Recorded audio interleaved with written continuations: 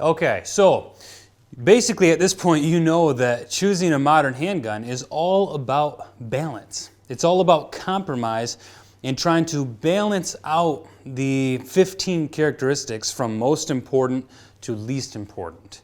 And really, none of these questions of compromise even matter unless you're trying to conceal that gun. Because once you're trying to conceal that handgun, that's when it becomes so important to get one that is small enough to be able to carry not only comfortably, but actually to carry it concealed on your person every day.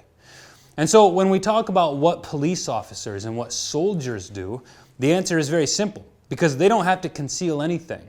Police officers wear a gun on their belt, where in fact the bigger the handle is, the easier it becomes to draw in stress, and so they're incentivized to have a bigger and bigger gun, and weight doesn't matter. They have a ton of stuff on their belt.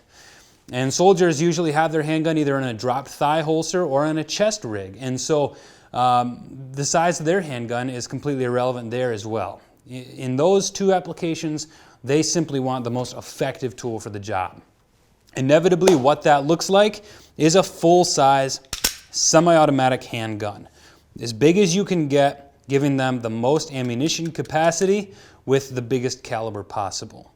And so that is the only place where police officers and soldiers have to strike a balance, right? Because if they went with the biggest possible calibers, then double stacking them would be impossible.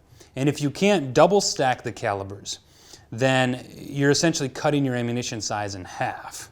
Okay, so typically what cops or soldiers do, the choices are either 9mm or 40 caliber Smith & Wesson. Those are the two calibers that you're going to find, and I would say 99% of police officer and soldier duty guns.